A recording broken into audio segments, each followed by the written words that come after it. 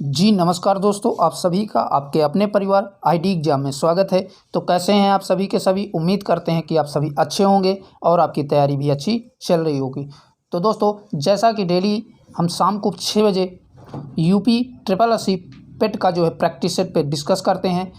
आज का आपका प्रैक्टिस सेट नंबर 5 है। इसी पे आज हम डिस्कस करने वाले हैं। इससे पहले 4 प्रैक्टिस सेट पे हमने डिस्कस कर लिया है, और जिन लोगों ने उन चारों प्रैक्टिस सेटों को नहीं देखा है तो चैनल पे जाकर के देख सकते हैं। और चैनल पे नए हैं तो चैनल को सब्सक्राइब कर बेल आइकन को दबाएं, ताकि आगे आने वाली वीडियो की अपडेट आप तक पहुंचते रहें। ये प्रैक्टिस सेट यूथ पब्लिकेशन का है, जो कि 5वें नंबर का आज प्रैक्टिस सेट नंबर होगा। तो चलिए दोस्तों, क्लास को कंटिन्यू करते हैं। तो पहला क्वेश्चन कह रहा है दोस्तों, निम्नलिखित में से किसने बादशाह शाहजहां को सुप्रसिद्ध हीरा कोहिनूर भेंट किया था। तो ये यहाँ से आपका राइट आंसर हो जाएगा ऑप्शन नंबर सी। मीर जामुला के द्वारा जो है शाहजहां को सुप्रसिद्ध हीरा कोहिनूर भेंट किया गया था। तो याद रखिएगा, ऑप्शन नंबर सी आपका राइट हो जाएगा। आइए बढ़ते हैं नेक्स्ट क्वेश्चन की तरफ। नेक्स्ट क्वेश्चन है, निम्न में से किस सुल्तान ने तुर्कान ए चहलगानी का दमन किया है। तो इनमें से आपका राइट आंसर हो जाएगा, बलवन के द्वारा जो है तुर्कान ए चहलगानी का दमन किया गया था। तो right answer option number B correct हो जाएगा। तो याद रखिएगा दोस्तों। चलिए देख लेते हैं नेक्स्ट क्वेश्चन को।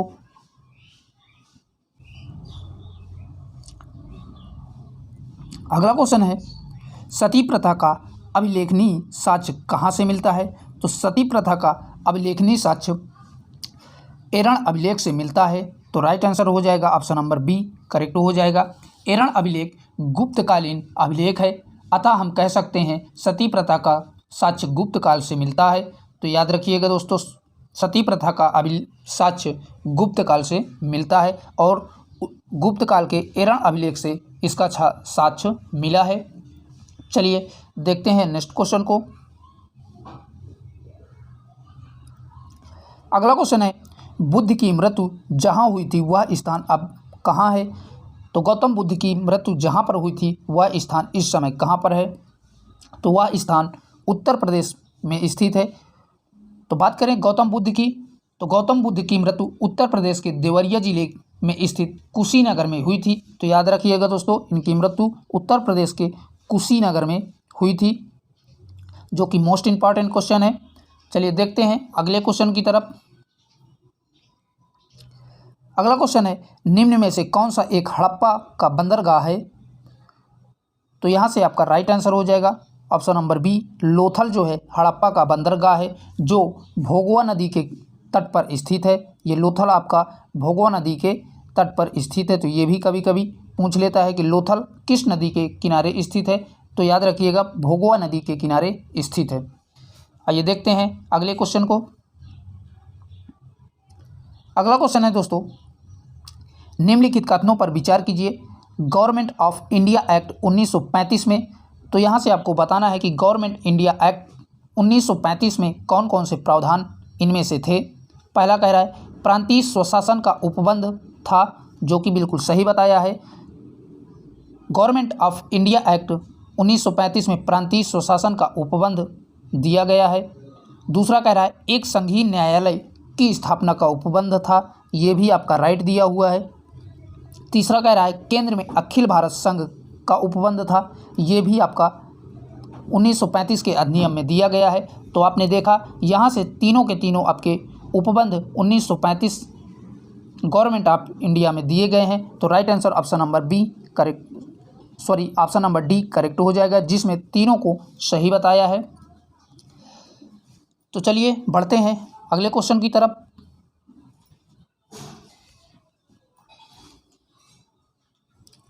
अगला क्वेश्चन है दोस्तों, मैं एक समाजवादी और गणतंत्रवादी हूं और मुझे राजाओं और राजकुमारों में विश्वास नहीं है। यह वक्तव्य संबंधित है। तो यह जो है वक्तव्य किससे संबंधित है। तो यहाँ से आपका राइट आंसर हो जाएगा ऑप्शन नंबर डी।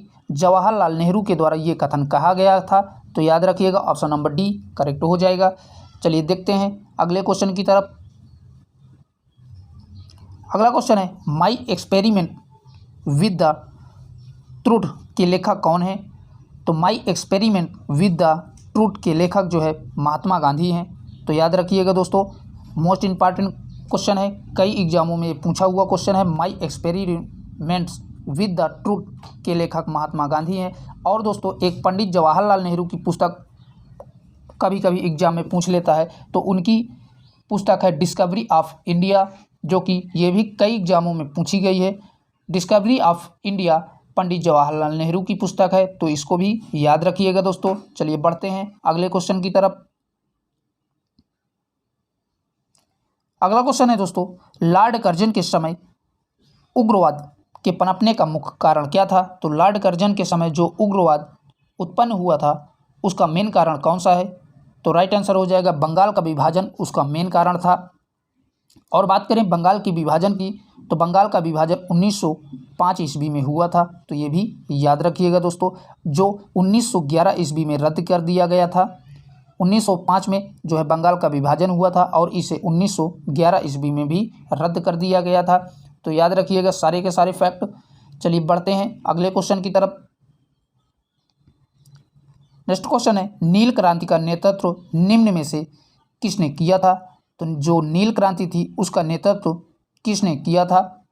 तो राइट आंसर हो जाएगा ऑप्शन नंबर डी, दिगंबर बिश्वास एवं विष्णु चरण विश्वास जो है नील क्रांति का नेतृत्व किए थे। तो याद रखिएगा दोस्तों। चलिए बढ़ते हैं नेक्स्ट क्वेश्चन की तरफ। अगला क्वेश्चन है, यूरोप में प्रमुख मत्स्य क्षेत्र डागर बैंक कहाँ अवस्थित है? तो जो यूरोप में मछली पालन का क्षेत्र डागर बैंक उपस्थित है वो किस जगह पे उपस्थित है? तो राइट आंसर हो जाएगा ऑप्शन नंबर सी, उत्तरी सागर में स्थित है। तो याद रखिएगा दोस्तों। चलिए पढ़ते हैं अगले क्वेश्चन की तरफ।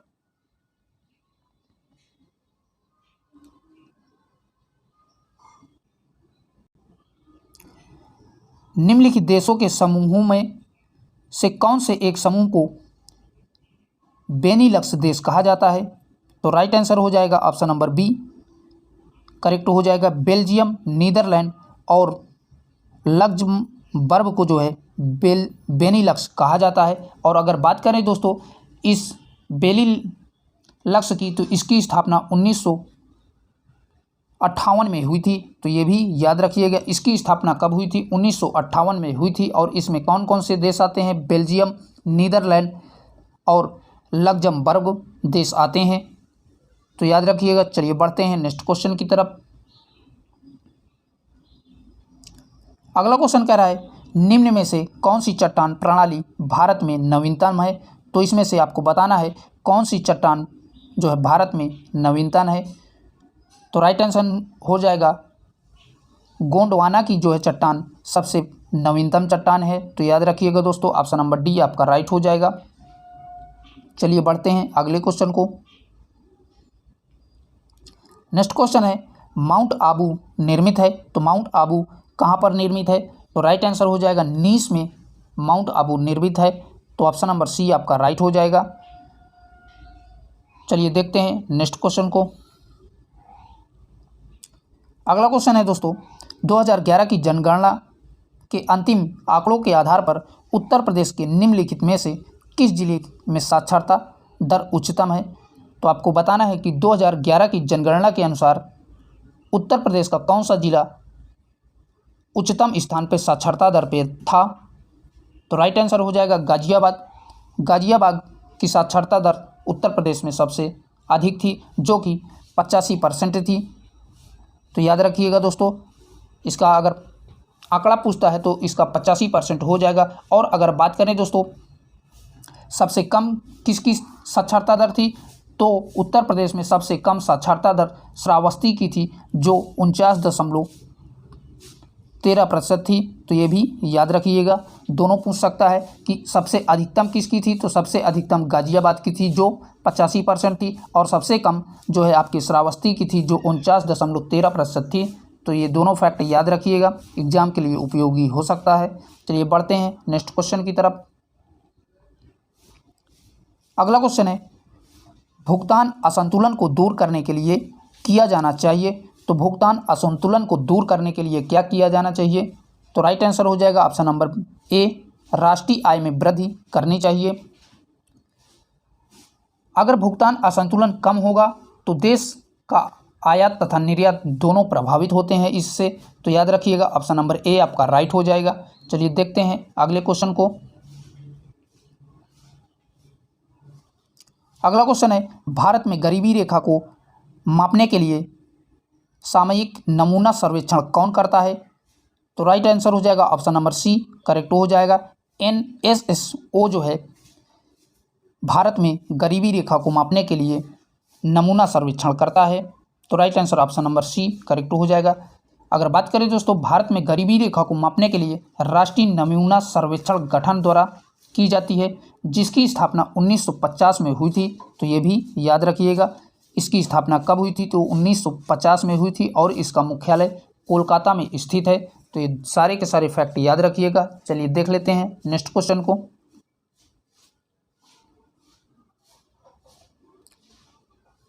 अगला क्वेश्चन है दोस्तों, कृषि लागत और मूल्य आयोग के निम्नलिखित में से कौन कौन से उद्देश्य हैं? तो इनमें से आपके बताने हैं कृषि लागत और मूल्य आयोग के कौन कौन से उद्देश्य हैं। तो पहला कह रहा है कृषि मूल्यों का स्थिरीकरण, जो कि बिल्कुल राइट है, ये इसका उद्देश्य होता है। दूसरा कह रहा है कृषकों के लिए सार्थक वास्तविक आय स्तरों पर सुनिश्चित, ये भी आपका राइट है।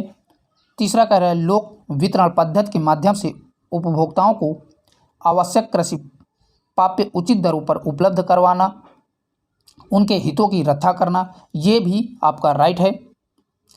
चौथा कह रहा है कृषकों के लिए अधिकतम मूल्य का सुनिश्चय करना, ये आपका गलत है। कृषकों के लिए कम से कम मूल्य का सुनिश्चित किया जाता है। तो आपने देखा पहला, दूसरा, तीसरा आपके राइट हैं, जबकि चौथा आपका गलत है। तो कूट के माध्यम से देखेंगे राइट आंसर कौन सा हो जाएगा, जिसमें पहले, दूसरे, तीसरे को सही बताया हो। तो ऑप्शन नंबर ए आपका राइट हो जाएगा। तो याद रखिएगा दोस्तों। चलिए बढ़ते हैं अगले क्वेश्चन की तरफ। अगला क्वेश्चन है दोस्तों, निम्न पर विचार कीजिए। पहला है क्षेत्रीय ग्रामीण बैंक, अग्रणी बैंक योजना, नाबार्ड, भारतीय स्टेट बैंक। तो आपको बताना है कि किसकी जो है सबसे पहले स्थापना हुई है। तो अगर बात करें दोस्तों भारतीय स्टेट बैंक की, तो भारतीय स्टेट बैंक की स्थापना जो है 1955 ईस्वी में हुई थी। और बात करें दोस्तों अग्रणी बैंक योजना की, तो इसकी स्थापना जो है 1969 ईस्वी में हुई थी। और इसके बाद जो है आपका क्षेत्रीय ग्रामीण बैंक की स्थापना हुई थी, जो 1975 में इसकी स्थापना हुई थी। कब हुई थी? 1975 में हुई थी। और अगर बात करें नाबार्ड की, तो नाबार्ड की स्थापना जो है 1982 ईस्वी में हुई थी। तो इस तरह से आपने देखा दोस्तों, भारतीय स्टेट बैंक 1955 में, अग्रणी बैंक योजना 1969 में और क्षेत्रीय ग्रामीण बैंक 1975 में। इसके बाद आपका नाबार्ड की स्थापना 1982 में हुई है। तो कूट के माध्यम से देखेंगे कि राइट आंसर कौन सा हो जाएगा, जिसमें पहले नंबर पे चौथा दिया हो, फिर दूसरा दिया हो, फिर आपका पहला दिया हो, फिर तीसरा दिया हो। तो कूट के माध्यम से आपका राइट आंसर हो जाएगा ऑप्शन नंबर बी करेक्ट हो जाएगा, जिसमें पहले चौथे को, फिर दूसरे को, फिर पहले को, फिर तीसरे को दिया है। तो ऑप्शन नंबर बी आपका राइट हो जाएगा। चलिए देखते हैं नेक्स्ट क्वेश्चन की तरफ।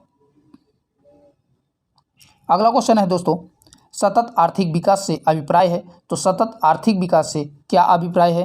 तो राइट आंसर हो जाएगा ऑप्शन नंबर ए करेक्ट हो जाएगा। सतत आर्थिक विकास का अर्थ जो है वर्तमान पीढ़ी के विकास के साथ साथ भविष्य का आर्थिक विकास करना सतत आर्थिक विकास का अभिप्राय होता है।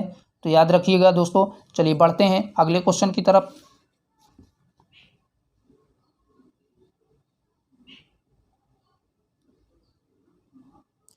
अगला क्वेश्चन कह रहा है दोस्तों, निम्नलिखित कथनों पर विचार कीजिए। तो पहला कह रहा है भारत के संविधान के भाग 9 में पंचायतों से संबंधित उपबंध हैं और उनसे संविधान 73वां संशोधन अधिनियम 1992 द्वारा अतः स्थापित किया गया है, जो कि बिल्कुल राइट बताया है। दूसरा कह रहा है भारत के संविधान के भाग 9 में के ए में नगर पालिकाओं में से संबंध उपबंध है तथा अनुच्छेद 243 क्यू के अनुसार प्रत्येक राज्य के लिए 2 प्रकार की नगर पालिका हो सकती हैं, नगर पालिका परिषद और नगर निगम, जो कि गलत बताया है। नगर पालिकाएँ 3 उपबंध दिए गए हैं भाग 9 में, जबकि यहाँ पर 2 ही बताया है, तो यही आपका गलत है। तो आपने देखा केवल फर्स्ट आपका सही है। तो कूट के माध्यम से देखेंगे राइट आंसर कौन सा हो जाएगा, जिसमें केवल फर्स्ट को राइट बताया हो। तो right answer option number A correct हो जाएगा। तो याद रखिएगा दोस्तों। चलिए देखते हैं अगले क्वेश्चन की तरफ। अगला क्वेश्चन है दोस्तों, राष्ट्रपति द्वारा जारी अध्यादेश जिस अवधि तक मान्य होंगे वह अवधि है। तो राष्ट्रपति द्वारा जो अध्यादेश लगाया जाता है वह जो है कितने अवधि के लिए लगाया जा सकता है। तो राइट आंसर हो जाएगा ऑप्शन नंबर बी, 6 माह के लिए लगाया जा सकता है। और इसका प्रावधान अनुच्छेद 123 में दिया गया है। तो ये भी याद रखिएगा, कभी कभी इसका अनुच्छेद भी पूछ लेता है कि राष्ट्रपति अध्यादेश किस अनुच्छेद में इसका प्रावधान दिया है। तो 123 में इसका प्रावधान दिया है। तो याद रखिएगा। चलिए बढ़ते हैं अगले क्वेश्चन की तरफ। नेक्स्ट क्वेश्चन है दोस्तों, संसदीय शासन प्रणाली में मंत्रिपरिषद व्यवस्थापिका के माध्यम से उत्तरदायी होती है।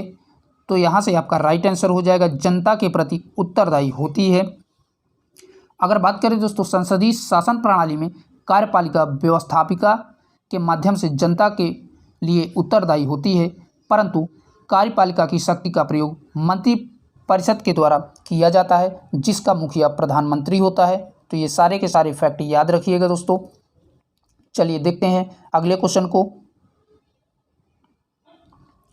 अगला क्वेश्चन है, विधि का शासन जिस प्रकार की समानता को प्रतिस्थापित करता है वह कौन सा है। तो यहाँ से आपका राइट आंसर हो जाएगा ऑप्शन नंबर बी करेक्ट हो जाएगा। प्रक्रियात्मक जो है समानता को प्रतिष्ठित करता है। तो ऑप्शन नंबर बी आपका राइट हो जाएगा। चलिए बढ़ते हैं अगले क्वेश्चन की तरफ।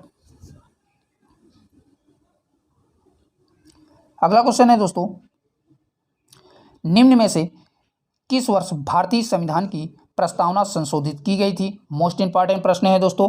जो भारतीय संविधान की प्रस्तावना है वो किस सन में जो है संशोधित की गई थी। तो राइट आंसर हो जाएगा ऑप्शन नंबर बी, 1976 में 42वें संविधान संशोधन अधिनियम 1976 में संविधान की प्रस्तावना में संशोधन किया गया था। और समाजवादी, पंथनिरपेक्ष और अखंडता शब्द इसी में 1976 में ही जोड़े गए थे। तो ये सारे के सारे फैक्ट याद रखिएगा। ठीक है दोस्तों, चलिए बढ़ते हैं अगले क्वेश्चन की तरफ। अगला क्वेश्चन है, गोल्डन धान में सर्वाधिक मात्रा होती है। तो जो गोल्डन धान होता है उसमें सर्वाधिक किसकी मात्रा होती है। तो राइट आंसर हो जाएगा option number A, vitamin A की मात्रा सबसे अधिक गोल्डन धान में होती है। तो याद रखिएगा दोस्तों। चलिए बढ़ते हैं अगले क्वेश्चन की तरफ। अगला क्वेश्चन है दोस्तों, निम्न में से कौन हमारे शरीर का सबसे दृढ़ भाग है। तो यहाँ से आपका राइट आंसर हो जाएगा, हमारे शरीर का सबसे मजबूत भाग दंतवाल्क होते हैं। ऑप्शन नंबर बी आपका राइट हो जाएगा। और दोस्तों दंतवाल्क या कैल्शियम फास्फेट तथा कैल्शियम कार्बोनेट का बना होता है। तो ये भी याद रखिएगा, कभी कभी ये भी पूछ लेता है कि दंतवाल्क किसके बने होते हैं। तो यह कैल्शियम फास्फेट तथा कैल्शियम कार्बोनेट के बने होते हैं। तो ठीक है, बढ़ते हैं अगले क्वेश्चन की तरफ। अगला क्वेश्चन है, वायु में कौन सी नोबल गैस नहीं है। तो वायु में जो है आपकी रेडान गैस नहीं है। तो ऑप्शन नंबर डी आपका राइट हो जाएगा। रेडान गैस वायु में नोबल गैस नहीं है। चलिए देखते हैं अगले क्वेश्चन की तरफ। अगला क्वेश्चन कह रहा है दोस्तों, सूर्य में ऊर्जा का निर्माण होता है। तो सूर्य में ऊर्जा का निर्माण कहाँ से होता है। तो इसका तो आंसर आप सभी को पता होगा, नाभिकीय संलयन द्वारा सूर्य में ऊर्जा का निर्माण होता है। तो राइट आंसर आपका ऑप्शन नंबर बी करेक्ट हो जाएगा। चलिए देखते हैं अगले क्वेश्चन को।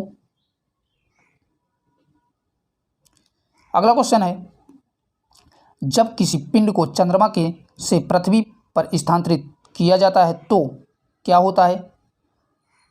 तो यहाँ से आपका राइट आंसर हो जाएगा ऑप्शन नंबर डी करेक्ट हो जाएगा।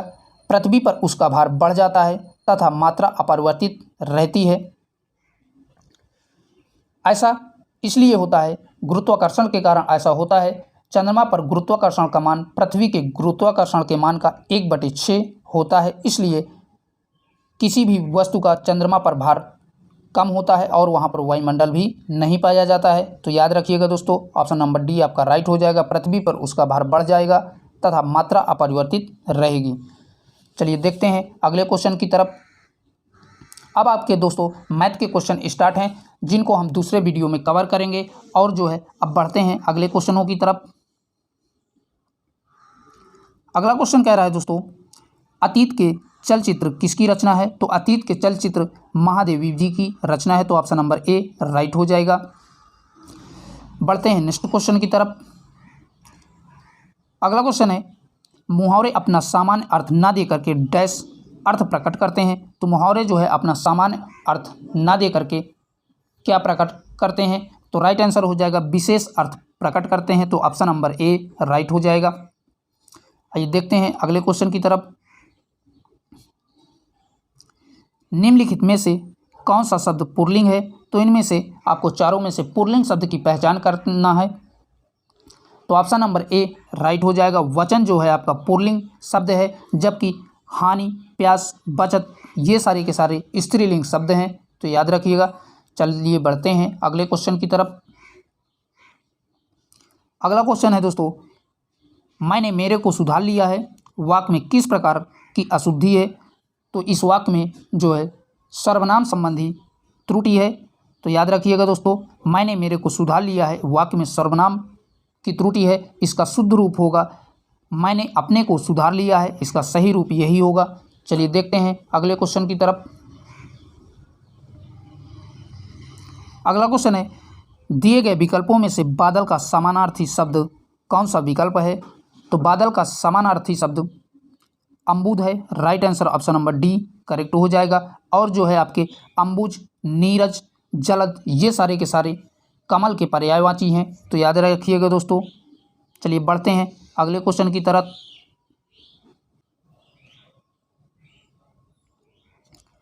अगला क्वेश्चन है दोस्तों, निम्न में से नेक से पुस्तक के रचयिता कौन है? तो इन चारों में से राइट आंसर हो जाएगा ऑप्शन नंबर बी करेक्ट हो जाएगा। झुम्पा लाहिड़ी जो है नेक पुस्तक के लेखक हैं। तो याद रखिएगा। चलिए बढ़ते हैं अगले क्वेश्चन की तरफ। अगला क्वेश्चन है दोस्तों, विश्व पर्यावरण दिवस कब मनाया जाता है? तो विश्व पर्यावरण दिवस 5 जून को मनाया जाता है। ये सभी को आपको पता होगा। और अगर बात करें कि सर्वप्रथम विश्व पर्यावरण दिवस कब मनाया गया था, तो 5 जून 1974 में जो है पहली बार विश्व पर्यावरण दिवस मनाया गया था। तो ये भी याद रखिएगा। कब दोस्तों? 1974 ईस्वी में 5 जून को विश्व पर्यावरण दिवस पहली बार मनाया गया था। आइए बढ़ते हैं अगले क्वेश्चन की तरफ।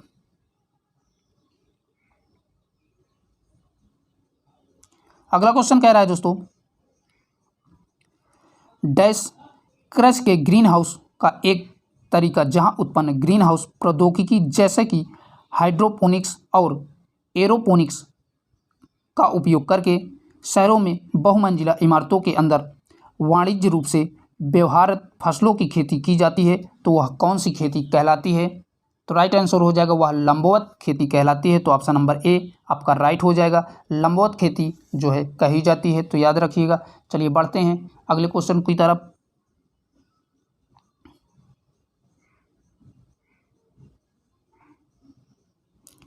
अगला क्वेश्चन है दोस्तों, एक अंतर्राष्ट्रीय आंदोलन जिसका उद्देश्य पर्यावरण की समस्या से संबंध होकर विश्व को बचाना है, कौन सा है?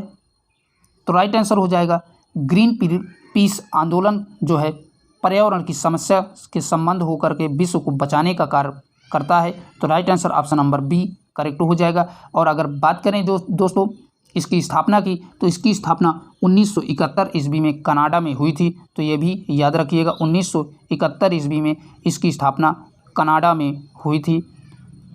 तो ठीक है दोस्तों, याद रखिएगा। चलिए बढ़ते हैं नेक्स्ट क्वेश्चन की तरफ। अगला क्वेश्चन है, भारतीय दलहन अनुसंधान संस्थान अवस्थित है। तो ये जो है भारतीय दलहन अनुसंधान संस्थान कहाँ पर स्थित है? तो राइट आंसर हो जाएगा कानपुर में स्थित है। तो ऑप्शन नंबर सी करेक्ट हो जाएगा। और इसकी स्थापना दोस्तों 1983 ईस्वी में की गई थी। तो ये भी याद रखिएगा। भारतीय दलहन अनुसंधान की स्थापना 1983 ईस्वी में की गई थी। चलिए देखते हैं अगले क्वेश्चन की तरफ।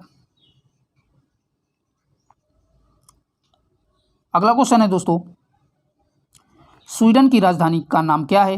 तो स्वीडन की राजधानी का नाम स्टॉकहोम है, तो ऑप्शन नंबर ए राइट हो जाएगा। और दोस्तों अदर ऑप्शनों की बात करें बर्न की, तो बर्न की राजधानी स्विट्ज़रलैंड हो जाएगी।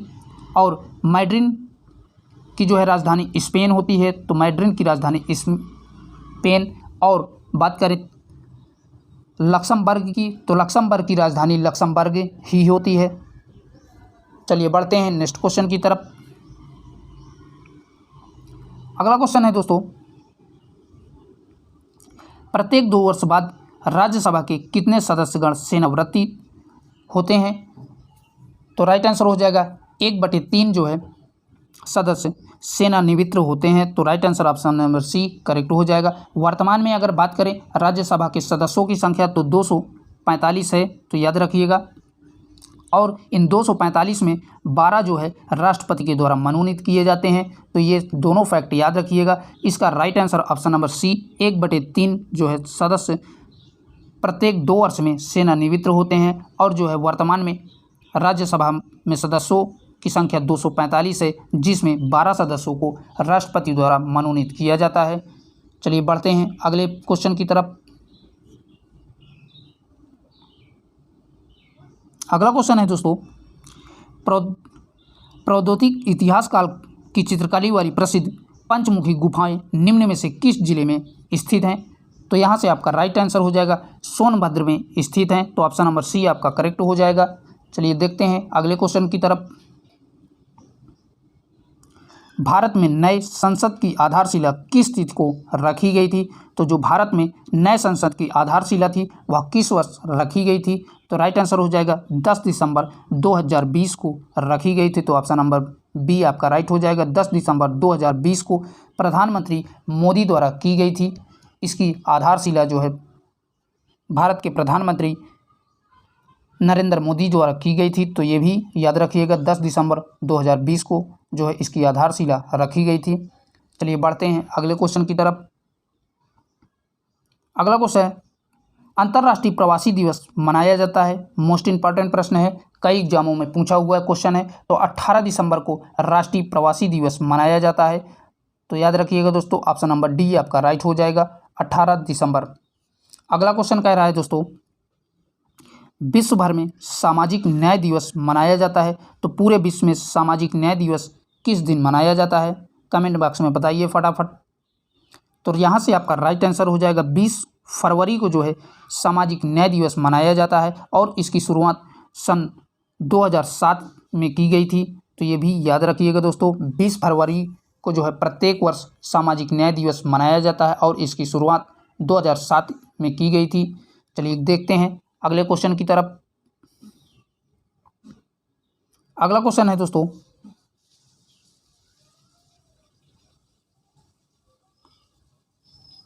नेक्स्ट क्वेश्चन है दोस्तों, 22 अप्रैल 2022 को मनाए गए पृथ्वी दिवस या अंतर्राष्ट्रीय मातृ दिवस की इस वर्ष का विषय क्या था? तो जो 22 अप्रैल 2022 को मनाए गए पृथ्वी दिवस या मातृ पृथ्वी दिवस के रूप में मनाया गया था, तो उसका मेन विषय क्या था? तो राइट आंसर हो जाएगा ऑप्शन नंबर ए करेक्ट हो जाएगा, हमारे ग्रह में निवेश करें, यही उसका मेन विषय था। तो याद रखिएगा दोस्तों। अब यहाँ से आपका 62 से आपके दोस्तों करंट अफेयर के क्वेश्चन स्टार्ट हैं, तो उन्हीं को हम कवर किया जाएगा। चलिए देखते हैं नेक्स्ट क्वेश्चन की तरफ। अगला क्वेश्चन है दोस्तों, हेलिना क्या है? तो हेलिना के बारे में बताना है, तो राइट आंसर हो जाएगा स्वदेशी रूप से विकसित helicopter launch anti tank guided missile है, तो right answer option number B correct हो जाएगा। चलिए देखते हैं अगले क्वेश्चन को। अगला क्वेश्चन है, अप्रैल 2022 में किस राज्य के 13 नए जिलों का गठन किया गया है? तो इनमें से कौन सा है जिसने 13 जिलों का गठन किया है? तो राइट आंसर हो जाएगा आंध्र प्रदेश के द्वारा जो है 13 नए जिलों का गठन किया गया है, तो ऑप्शन नंबर डी करेक्ट हो जाएगा। अगर बात करें दोस्तों आंध्र प्रदेश में अब कुल जिलों की संख्या कितनी है, तो वहाँ पर अब इन 13 को मिला करके वर्तमान में 26 जो है जिलों की संख्या हो गई है। चलिए बढ़ते हैं नेक्स्ट क्वेश्चन की तरफ। अगला क्वेश्चन है दोस्तों, अप्रैल 2022 में महाराष्ट्र के लातूर में स्टैचू ऑफ नॉलेज का अनावरण किया गया है। यह प्रतिमा किसकी है? तो यह प्रतिमा दोस्तों डॉक्टर भीमराव अंबेडकर की है, जिसकी ऊंचाई 70 फीट के करीब है। तो ये भी याद रखिएगा, ऑप्शन नंबर ए आपका राइट हो जाएगा। यह प्रतिमा डॉक्टर भीमराव अंबेडकर की है, जिसकी ऊंचाई 70 फीट के लगभग है। चलिए बढ़ते हैं नेक्स्ट क्वेश्चन की तरफ। अगला क्वेश्चन कह रहा है दोस्तों, 1 मई 2022 को संपूर्ण विश्व में अंतर्राष्ट्रीय श्रमिक दिवस मनाया गया। इसकी शुरुआत कब हुई थी? तो यहाँ से आपका पूछा है कि 1 मई 2022 को संपूर्ण विश्व में अंतर्राष्ट्रीय श्रमिक दिवस मनाया गया था, लेकिन इसकी सर्वप्रथम शुरुआत कब हुई थी? तो राइट आंसर हो जाएगा 1889 ईस्वी में इसकी शुरुआत की गई थी। तो right answer option number B correct हो जाएगा। आइए देखते हैं अगले क्वेश्चन की तरफ। अगला क्वेश्चन है दोस्तों, विश्व प्रेस स्वतंत्रता दिवस कब मनाया जाता है? तो विश्व प्रेस स्वतंत्रता दिवस 3 मई को मनाया जाता है। तो right answer option number C correct हो जाएगा। और अगर बात करें विश्व प्रेस स्वतंत्रता की शुरुआत कब की गई थी, तो 1993 में इसकी शुरुआत की गई थी। संयुक्त राष्ट्र महासभा द्वारा इसकी शुरुआत की गई थी। तो याद रखिएगा दोस्तों, संयुक्त राष्ट्र महासभा द्वारा 1993 में जो है विश्व प्रेस स्वतंत्रता की जो है शुरुआत की गई थी। तो याद रखिएगा दोस्तों। चलिए बढ़ते हैं अगले क्वेश्चन की तरफ।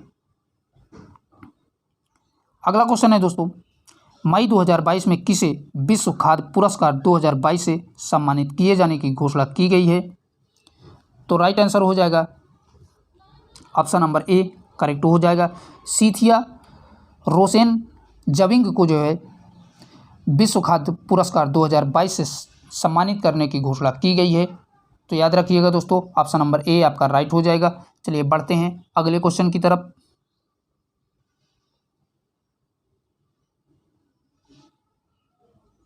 अगला क्वेश्चन है दोस्तों, मई 2022 में आरबीआई की मौद्रिक नीति समिति ने रेपो रेट में कितने आधार अंकों में वृद्धि की है? तो राइट आंसर हो जाएगा 40 अंकों में वृद्धि की है। अब वर्तमान में रेपो रेट बढ़ करके 4.40% हो गया है। तो ये भी फैक्ट याद रखिएगा, कभी कभी ये भी पूछ सकता है कि अब वर्तमान में रेपो रेट कितनी हो गई है? तो 4.40% रेपो रेट हो गई है, जो कि 40 अंक की बढ़ोतरी के साथ। तो ये भी याद रखिएगा। चलिए बढ़ते हैं अगले क्वेश्चन की तरफ। अगला क्वेश्चन है दोस्तों, मई 2022 में आयोजित दूसरा भारत डार्किक शिखर सम्मेलन कहाँ आयोजित किया गया है? तो जो डार्किक शिखर सम्मेलन है वो कहाँ पर आयोजित किया गया है? तो राइट आंसर हो जाएगा ऑप्शन नंबर बी करेक्ट हो जाएगा। कोपेनहेगन में जो है इसका आयोजन किया गया है, जो कि डेनमार्क में पड़ता है। तो याद रखिएगा दोस्तों, ऑप्शन नंबर बी करेक्ट हो जाएगा। तो दोस्तों आज के लिए इतना ही। यहाँ से आपके हिंदी गद्यांश के क्वेश्चन स्टार्ट हो रहे हैं, जिनको हम दूसरे वीडियो में कवर करेंगे। तो आज के लिए इतना ही, तब तक के लिए बाय बाय, टेक केयर।